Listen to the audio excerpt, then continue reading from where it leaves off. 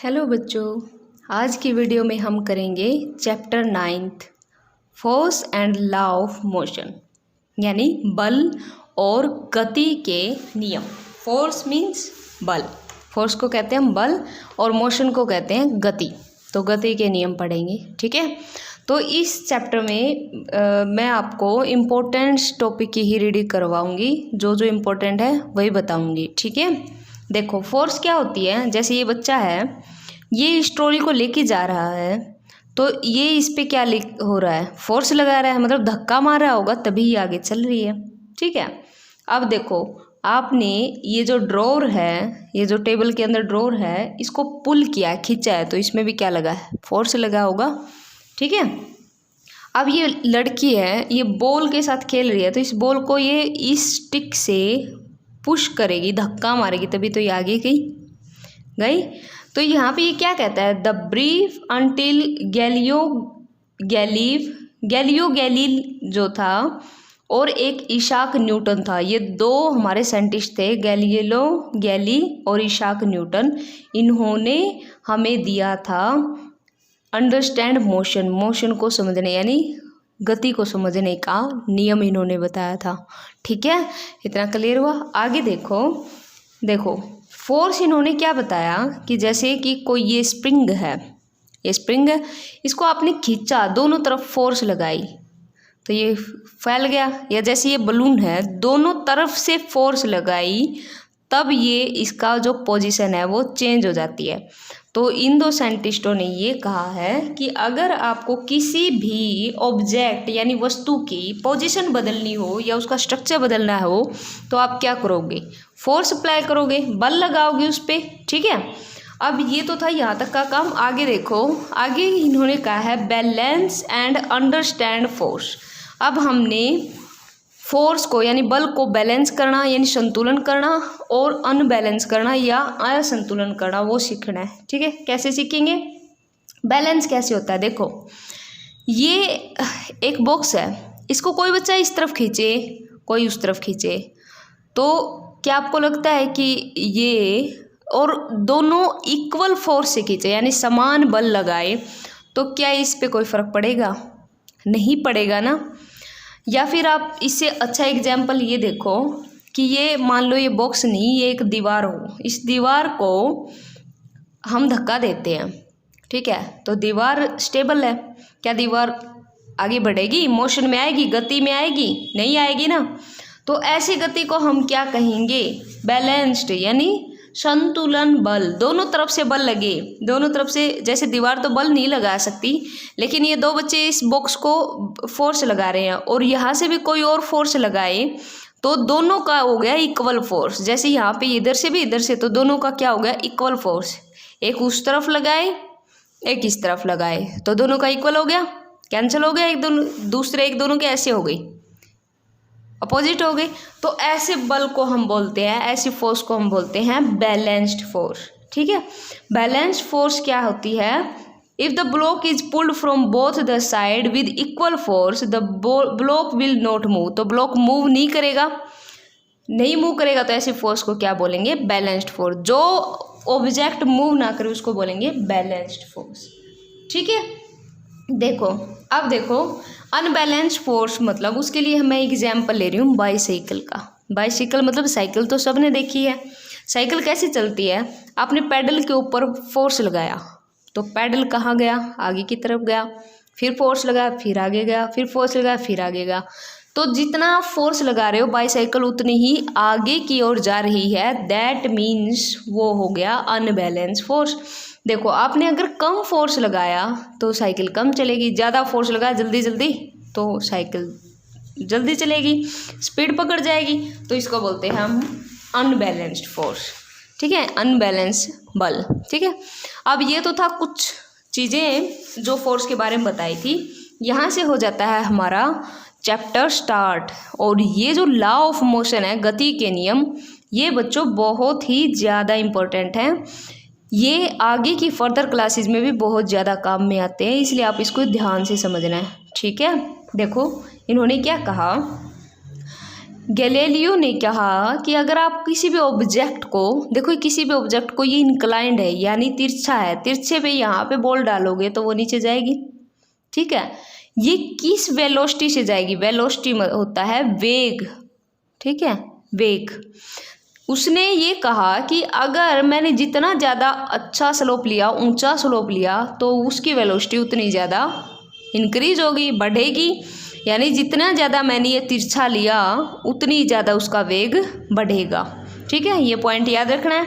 आगे देखो इन्होंने क्या कहा, देखो यहाँ ये कहता है if the right side plane were ultimately made horizontal, अगर यहाँ पे प्लेन मैंने लगभग हॉरिजेंटल बना दिया, हॉरिजेंटल होता है बिल्कुल सीधी लाइन, सीधी लाइन बना दिया तो क्या हो जाएगा, स्लोप खत्म हो जाएगा, यानी स्लोप क्या हो गया, जीरो, यानी वो जो स्लोप था तिरछानुमा था वो क्या हो गया, जीरो। तो जो ये मार्बल है, यानी जो ये गेंद है, ये छोटी सी गेंद है, मार्बल है, या ये कहो कि कंचा है, तो ये कंचा क्या करेगा, ये बॉल क्या करेगी, continue to travel from forever trying to reach the same height that it will reached from. अच्छा, फिर ये कोशिश करेगी कि मैं जहाँ से आई थी, मान लो यहाँ से आई थी, तो यहाँ से वापस तो जाना नहीं इसको, ठीक है, तिरछा है, नहीं जा पाएगा। तो the unbalanced force on the marble in this case are zero, तो इस केस में जो इसका फोर्स है, बल है, वो क्या हो जाएगा, जीरो, यानी वो अपनी पोजीशन पे वापस नहीं आ रही। अच्छा देखो, हमने पीछे स्प्रिंग का एग्जाम्पल पढ़ा था, स्प्रिंग को आपने खींचा और वापस छोड़ दिया, अपनी पोजीशन पे आ जाएगा, अनबैलेंस नहीं है। बलून को दबाया, छोड़ दिया, अपनी पोजीशन पे आ गया, अनबैलेंस नहीं है। अगर आपने धक्का मार के किसी गाड़ी को आगे कर दिया, ठीक है, तो वो वापस तो आने नहीं अपनी जगह पे, अनबैलेंस्ड फोर्स होगी, ठीक है। आगे देखो इन्होंने और क्या कहा, Newton further study Galileo idea on the force and motion are presented three fundamental law. अच्छा, गैलीली ने जो भी कहा, न्यूटन ने उस स्टडी को आगे बढ़ाया और इसके रिगार्डिंग फोर्स में यानी बल में उन्होंने बताया तीन लॉ, तीन सिद्धांत बताए, और उनको उन्होंने अपना नाम दिया, Newton's first law, Newton's second law and Newton's third law.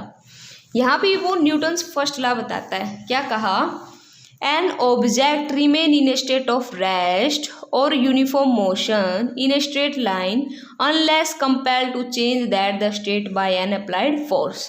इन्होंने क्या कहा कि अगर कोई वस्तु है उस पर वो चाहे ठहरी हुई हो यानी रुकी हुई हो, रुकी हुई का मतलब बोलेंगे रेस्ट पे हो, या फिर यूनिफॉर्म स्पीड यानी कोई ना कोई उसकी गति हो, अगर वो उस पे है और स्ट्रेट लाइन में जा रही है, जब तक आप उसको छेड़ो ना और वो अपनी सिचुएशन में चलती जाए यानी अपनी स्पीड में चलती जाए, तो उसको क्या कहेंगे, state by an applied force. अगर कुछ अप्लाई नहीं की जाए फोर्स और वो चलती जाए, तो वो कहा था उन्होंने फर्स्ट लॉ ऑफ मोशन।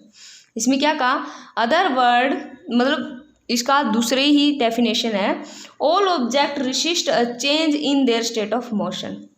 कोई भी चीज़ अगर गति में है तो वो जो भी रेसिस्ट होता है यानी विरोध करना, जो भी रेसिस्ट होता है, जब तक उसको वो ना मिले तो वो अपनी पोजीशन नहीं बदलता, कंटिन्यूसली चलता रहता है अगर अपनी पोजीशन नहीं बदलता, ठीक है। तो ये क्या ये बताया था हमारे न्यूटन्स ने फर्स्ट लॉ में, ठीक है।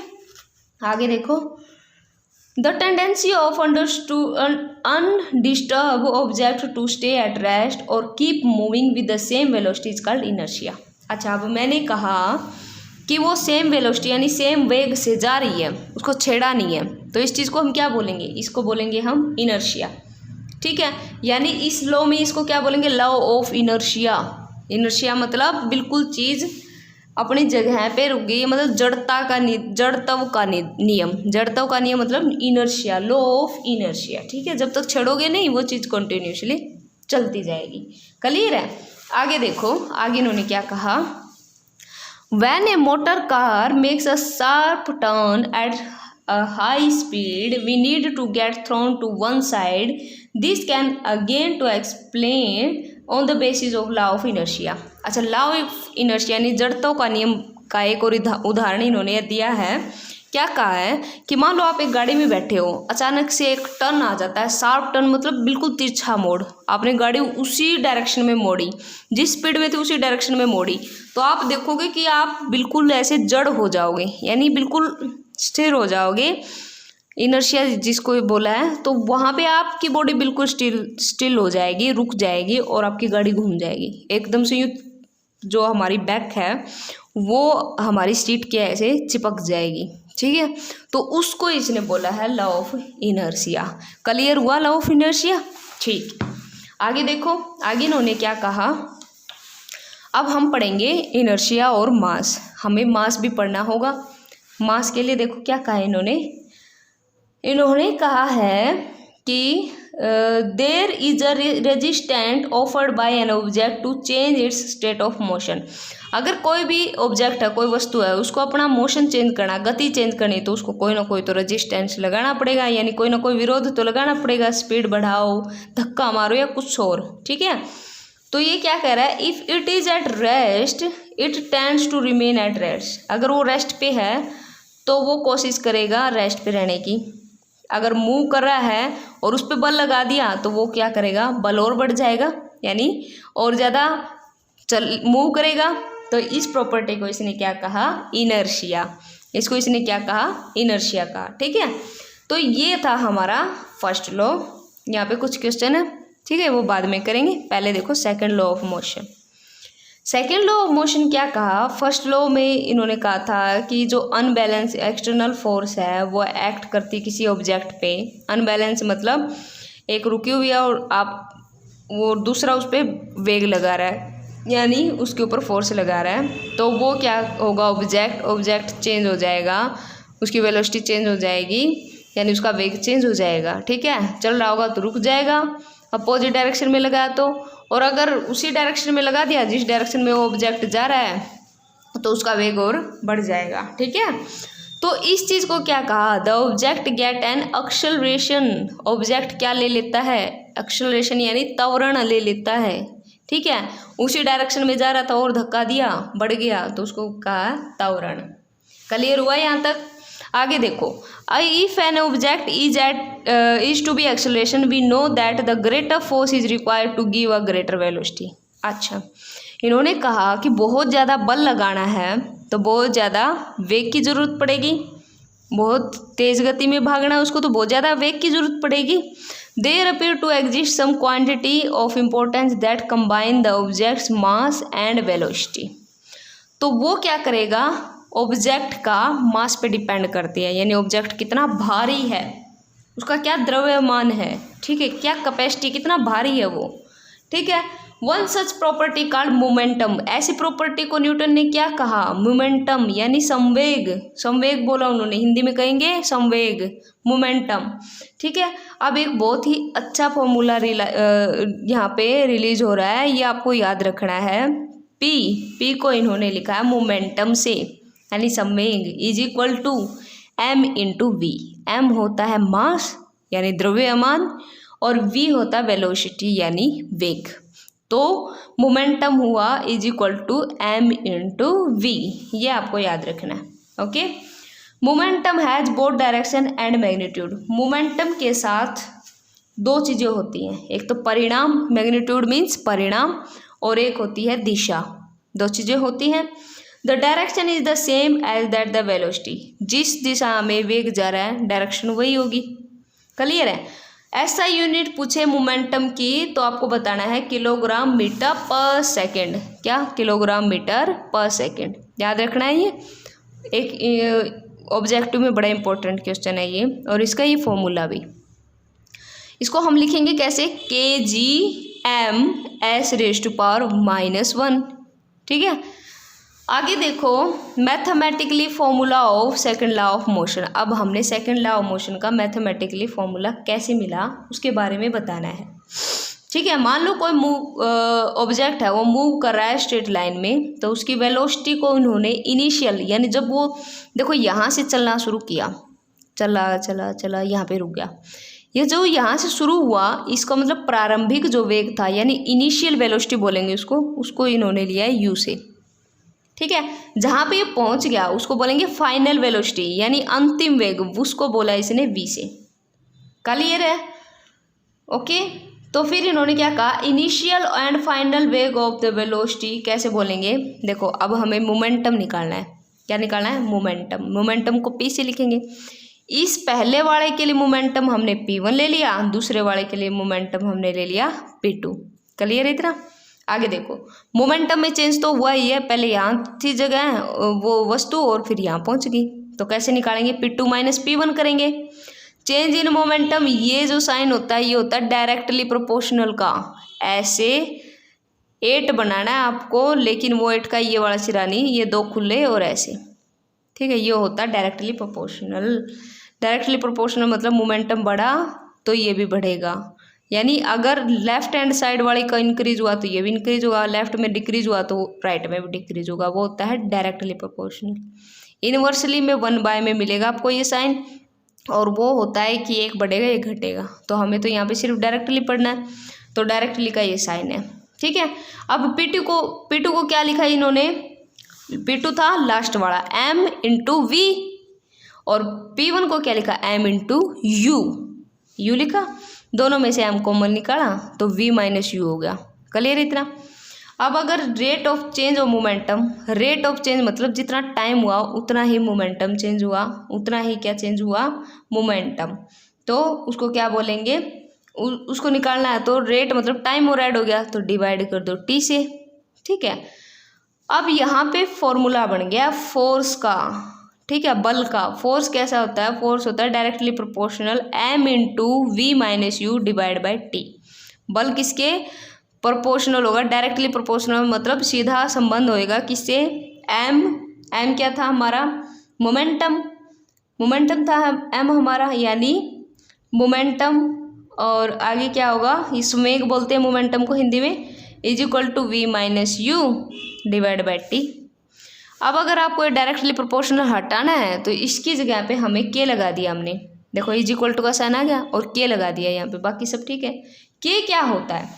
के को आगे ये बताएगा, उससे पहले ये देखो के तो के ही है, एम भी सेम है, V minus you divide by T.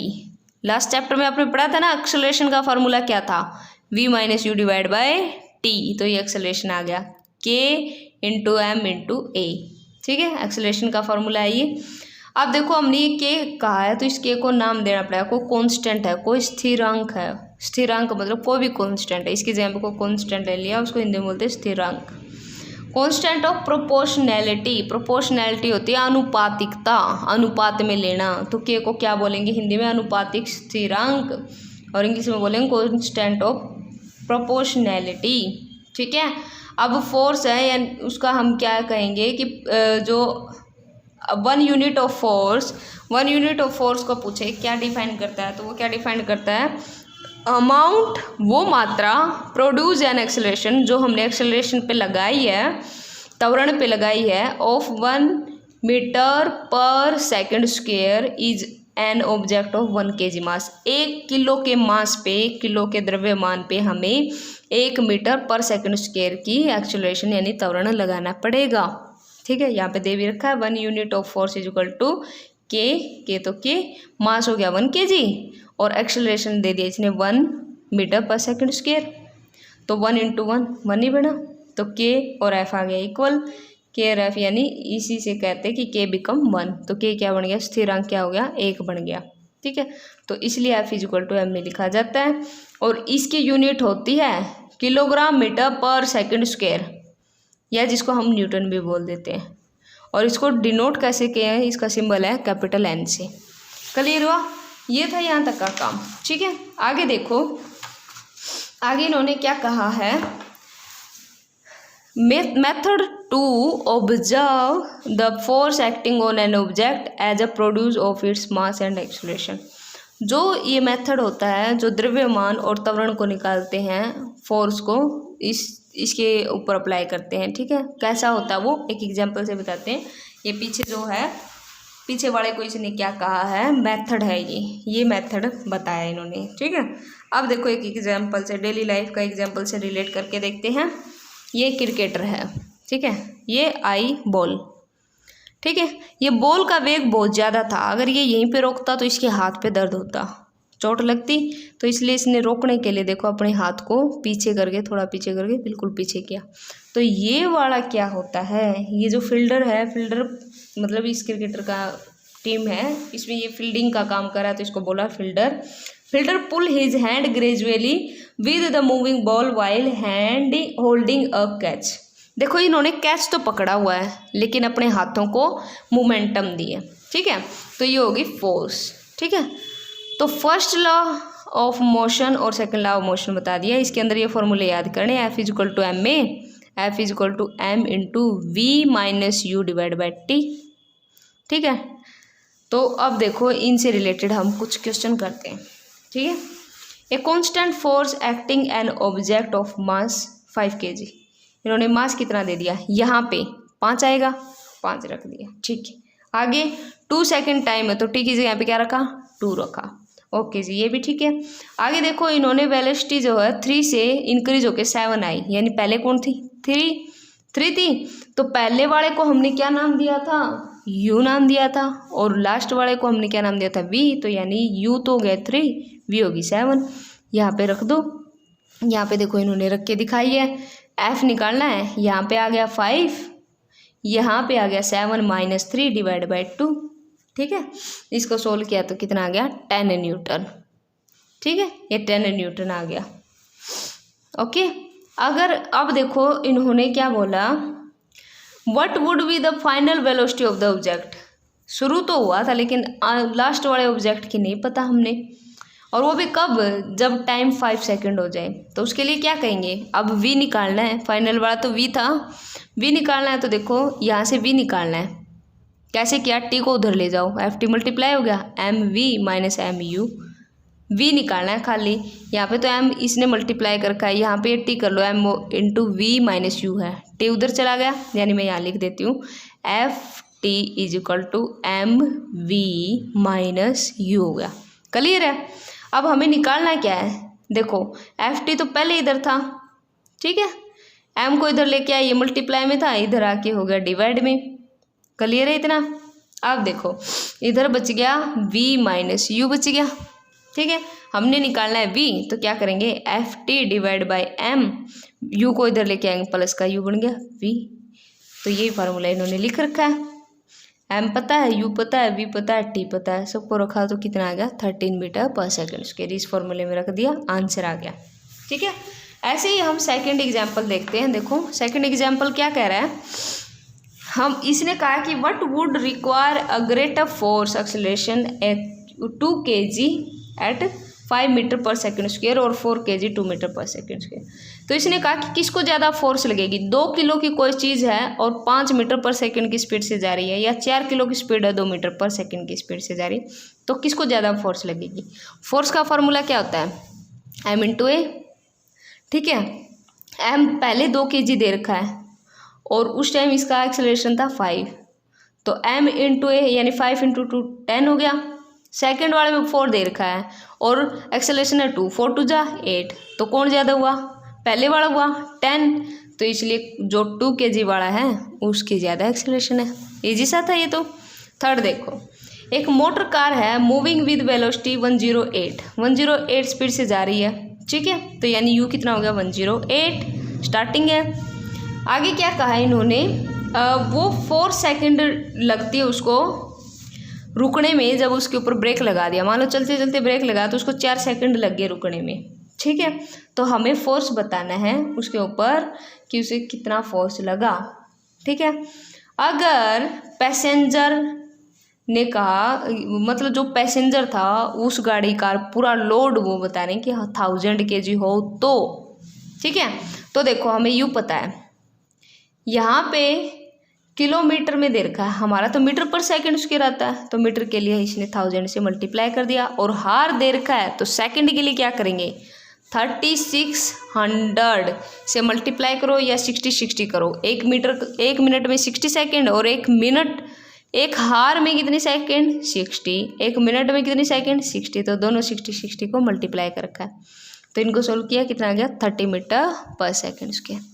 अब दूसरी वेलोसिटी नहीं बताई तो वो क्या हो जाएगी, 0 हो जाएगी।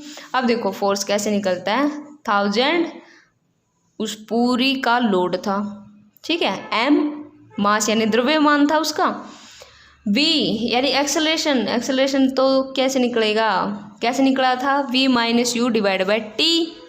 तो v तो हमें पता ही नहीं था, 0 थी, u हमारा 30 आ गया था, डिवाइड बाई 4 सेकंड बोला था। तो इन दोनों को डिवाइड करके 100 से मल्टीप्लाई करना है। तो कितने में आंसर आया, -7500। तो kilogram metre per second square बोलो या -7500 न्यूटन बोलो। देखो इन्होंने यहाँ पे ऐसे किया है, m क्या होता था formula, m v minus you divide by T होता है ना, ये क्या था, ये सारा एक्सेलरेशन था। तो हमारा फार्मूला तो f इंटू एम में होता है, एक ही जगह पे ये फार्मूला रखना है, ये फार्मूला रख दिया, 1000 इंटू और ये कितना था 0 - 30 डिवाइड बाई टाइम कितना है 4। तो इसको सोल्व कर लिया, -7500 आ गया। क्लियर है। नेक्स्ट देखो एग्जाम्पल, नेक्स्ट एग्जाम्पल ने क्या कहा, फोर्स 5 न्यूटन की दे रखी है, मास पहला है m1, एक्सेलरेशन 10 दे रखा है, ठीक है, दूसरा मास m2 है और उस टाइम एक्सेलरेशन 20 दे रखा है। तो इसने ये पूछा है कि एक्सेलरेशन क्या होगा अगर दोनों मासीज को, दोनों के दोनों द्रव्यमान को, दोनों जितने बोझ हैं, जितना भारी है, उनको इकट्ठा टाइड यानी बांध दिया जाए तो, ठीक है। तो देखो हमें क्या पता है, मास का फॉर्मूला क्या होता है, F होता है m इंटू ए। हमें तो m1 निकालना है, m1 को इधर ही रखो, F डिवाइड बाई ए हो जाएगा, ये लिख रखा है ऐसे सेकंड में, ठीक है। एक्सेलरेशन निकालना है, a1 को एक साइड कर लो, ये 10 आ गया, a2 कितना है 20 है। तो पहले हमने यहाँ पे 10 और 20 को यहाँ पे फोर्स आ गया 5 न्यूटन, एक फोर्स कितना आया है 5 न्यूटन आया है, पहले दे रखा है ये आपको गिवन है, देखो यहाँ पे फोर्स है 5 न्यूटन। क्लियर है, 5 न्यूटन है, पहले इसको 20 से डिवाइड करेंगे, कर दिया, क्योंकि पहला एक्सेलरेशन है। a2 यहाँ पे ये देखो a1 आ जाएगा, उसी टाइम अगली बार a2 आ जाएगा। 5 से डिवाइड किया तो 0.25 आ गया, 10 से डिवाइड किया 0.50 आ गया, टोटल मास बोला था, दोनों को प्लस किया 0.75 आ गया। तो आगे देखो इसने एक्सेलरेशन पूछा था, एक्सेलरेशन कैसे निकलेगा, इसी में से एक्सेलरेशन निकालना तो उसको एक तरफ ले जाओ, F डिवाइड बाई एम करना था। F हमारा 5 न्यूटन दे रखा है और हमारा M टोटल कितना है 0.75, दोनों को डिवाइड किया 6.67 आ गया, ठीक है। क्लियर हुआ। लास्ट एग्जाम्पल देखो, यहाँ तक सेकेंड न्यूटन के एग्जाम्पल हैं, ये कंप्लीट हो जाएंगे, ठीक है। आगे देखो, द वेलोसिटी टाइम ग्राफ दे रखा है, बॉल ऑफ मास 20 ग्राम, एक बॉल है 20 ग्राम की, 20 ग्राम की एक बॉल है, वो एक स्ट्रेट लाइन के थ्रू जा रही है और उसका मास, उसका जो वेग और टाइम है वो दे रखा है। यहाँ पे जैसे जैसे टाइम बढ़ेगा उसका वेग भी बढ़ता हुआ दिखाई दे रहा है, ठीक है। तो इन्होंने ये कहा है कि how much force does the table exert on the ball to bring the rest, हमें उस बॉल को रेस्ट पे करना है यानी रोकना है, तो हमें कितना फोर्स लगाना पड़ेगा, ठीक है। फोर्स लगाना पड़ेगा मतलब हमें एक्सेलरेशन निकालना है, एक्सेलरेशन का फार्मूला क्या होता है, v minus you divide by T, ठीक है। v कितना है, v तो स्टार्टिंग तो हमें पता नहीं, रोकना है वो तो शुरू हुई थी 0 से, और u कितना दे रखा है 20 दे रखा है, तो 0 - 20 हो गया और टाइम भी 10 दे रखा है, तो -20 को 10 से डिवाइड किया कितना आ गया -2 सेंटीमीटर पर सेकंड स्क्वायर आ गया। लेकिन हमें तो मीटर में निकालना है, 1 मीटर में 100 सेंटीमीटर होते हैं, इसीलिए 2 के बाद पॉइंट लगा रखा है, -0.02 मीटर पर सेकंड आ गया, ठीक है। तो यहाँ तक थे आपके सेकंड तक के सारे सोल्ड। अच्छा ये थोड़ा सा आगे भी रह गया था, इन्होंने कहा था फोर्स अप्लाई करनी है, फोर्स के लिए सॉरी ये मैंने देखा नहीं, फोर्स नहीं निकली थी, ये हमारी आई थी एक्सेलरेशन, ये क्या आ गया था हमारा एक्सेलरेशन, यहाँ पे पीछे क्या आया ये एक्सेलरेशन आया है। अब फोर्स निकालना था, उसने कहा था फोर्स, तो फोर्स होता है F इंटू एम में, ठीक है। m कितना है मेरा 20 kg दे रखा था, तो हमने ग्राम दे रखा था सॉरी, तो kg के लिए 1000 से डिवाइड कर दिया और a से मल्टीप्लाई कर दिया यानी एक्सेलरेशन से मल्टीप्लाई कर दिया, तो कितना आ गया हमारा 0.0003 3 के बाद 4 न्यूटन। तो ये आ जाएगा, मतलब हमें इतना फोर्स लगाना पड़ेगा उस गाड़ी को रोकने के लिए। कितना आएगा, इन दोनों को डिवाइड किया 20 को 1000 से और मल्टीप्लाई कर दिया -0.02 से, तो -0.0004 आ जाएगा न्यूटन, ठीक है। तो देखो इस वीडियो में हम करेंगे सिर्फ न्यूटन्स का फर्स्ट और सेकंड लाई। अगले वीडियो में हम करेंगे हमारा चैप्टर कंप्लीट, और ये होगा हमारे थर्ड लॉ से, और उसके कुछ कंजर्वेशन होंगे, मोमेंटम्स वगैरह, कुछ एक दो और टॉपिक्स रहते हैं उसको करेंगे। ठीक है, तो ये था हमारे यहाँ तक का सेकंड लॉ ऑफ मोशन। इसी के साथ इस वीडियो को करते हैं हम स्टॉप।